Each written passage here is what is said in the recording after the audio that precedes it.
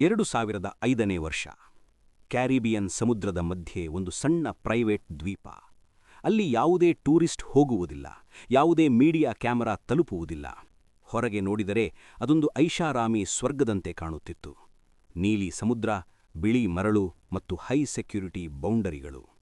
ಆದರೆ ಆ ದ್ವೀಪದ ಬಂದ್ ಬಾಗಿಲುಗಳ ಹಿಂದೆ ನಡೆಯುತ್ತಿದ್ದದ್ದು ಆಧುನಿಕ ಇತಿಹಾಸದ ಅತ್ಯಂತ ಕತ್ತಲೆಯ ಅಪರಾಧಗಳಲ್ಲಿ ಒಂದಾಗಿತ್ತು: ಯುವತಿಯರ ಟ್ರಾಫಿಕಿಂಗ್ ಮತ್ತು ಲೈಂಗಿಕ ಶೋಷಣೆ.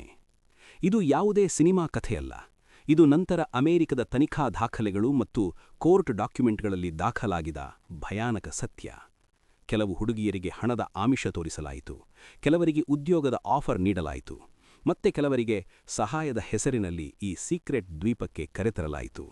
ಆ ದ್ವೀಪಕ್ಕೆ ತಲುಪಿದ ಕ್ಷಣದಿಂದಲೇ ಅವರ ಜೀವನ ಸಂಪೂರ್ಣ ಬದಲಾಗುತ್ತಿತ್ತು. ಅಲ್ಲಿದ್ದವು ಹೆಲಿಪ್ಯಾಡ್, ಗೆಸ್ಟ್ ಹೌಸುಗಳು, ಪ್ರೈವೇಟ್ ಡಾಕ್ ಮತ್ತು ಸಿಸಿಟಿವಿ ರೀತಿಯ ಭದ್ರತಾ ವ್ಯವಸ್ಥೆ. ಆದರೆ ಅಲ್ಲಿ ಅತ್ಯಂತ ಕೊರತೆಯಾಡಿದ್ದದ್ದು ಒಂದೇ: ಕಾನೂನು, ಅನುಮತಿ ಮತ್ತು ನ್ಯಾಯ. ಈ ಸಂಪೂರ್ಣ ನೆಟ್ವರ್ಕ್ನ ಕೇಂದ್ರದಲ್ಲಿ ಇದ್ದ ಹೆಸರು ಒಂದೇ: ಜೆಫ್ರಿ ಎಪ್ಸ್ಟೀನ್.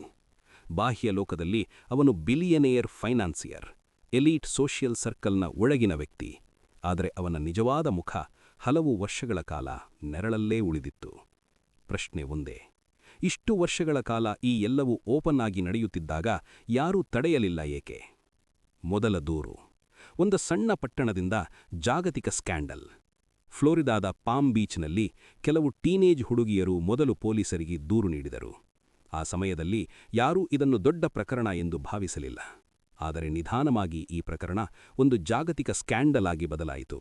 ಹಣ, ಅಧಿಕಾರ, ರಾಜಕೀಯ ಮತ್ತು ಸಿಸ್ಟಮ್ ಫೇಲ್ಯೂರ್ ಎಲ್ಲವೂ ಒಂದೇ ಕಡೆ ಡಿಕ್ಕಿ ಹೊಡೆಯುವಂತಹ ಸ್ಕ್ಯಾಂಡಲ್. 2019ರಲ್ಲಿ ಜೆಫ್ರಿ ಎಪ್ಸ್ಟೀನನ್ನು ಮತ್ತೆ ಫೆಡರಲ್ ಮಟ್ಟದಲ್ಲಿ ಬಂಧಿಸಲಾಯಿತು, ಮೈನರ್ಗಳ ಸೆಕ್ಸ್ ಟ್ರಾಫಿಕಿಂಗ್ ಮತ್ತು ಸಂಚು ಆರೋಪಗಳೊಂದಿಗೆ. ಆದರೆ ಅಷ್ಟರಲ್ಲಿ ತುಂಬಾ ತಡವಾಗಿತ್ತು. ವರ್ಷಗಳ ಕಾಲ ನಿರ್ಲಕ್ಷಿಸಲ್ಪಟ್ಟ ಹುಡುಗಿಯರ ಧ್ವನಿ ಈಗ ಒಂದು ಪ್ರಶ್ನೆಯಾಗಿ ಬದಲಾಯಿತು, ಪೂರ್ಣ ಜಗತ್ತಿಗೆ ಕೇಳುವಂತಹ ಪ್ರಶ್ನೆ.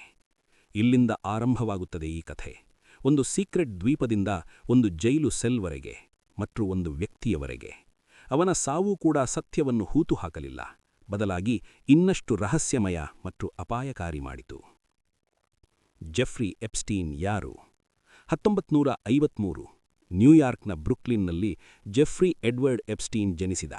ಯಾವುದೇ ರಾಜವಂಶವಿಲ್ಲ, ಯಾವುದೇ ಬಿಸಿನೆಸ್ ಸಾಮ್ರಾಜ್ಯವಿಲ್ಲ.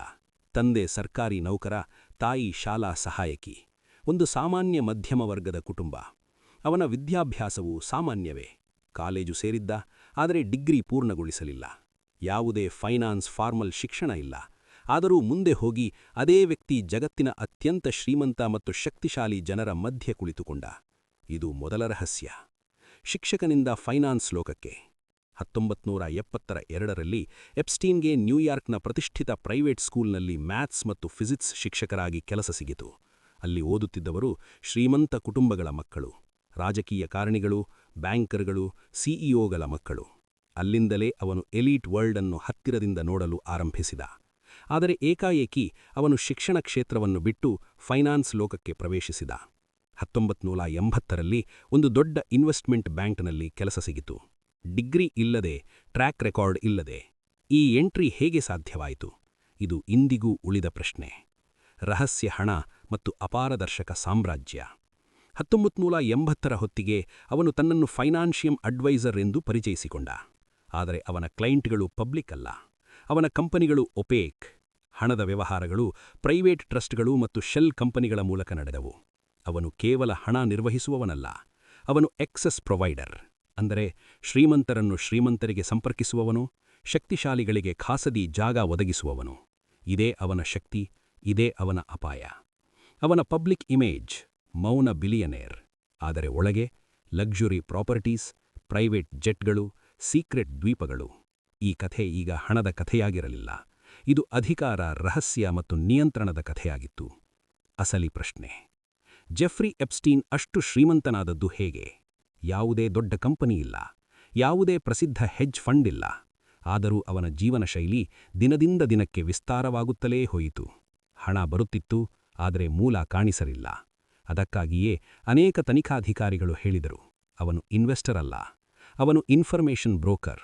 ಅಂದರೆ ಸಂಪರ್ಕ, ರಹಸ್ಯ ಮತ್ತು ಪ್ರಭಾವವನ್ನು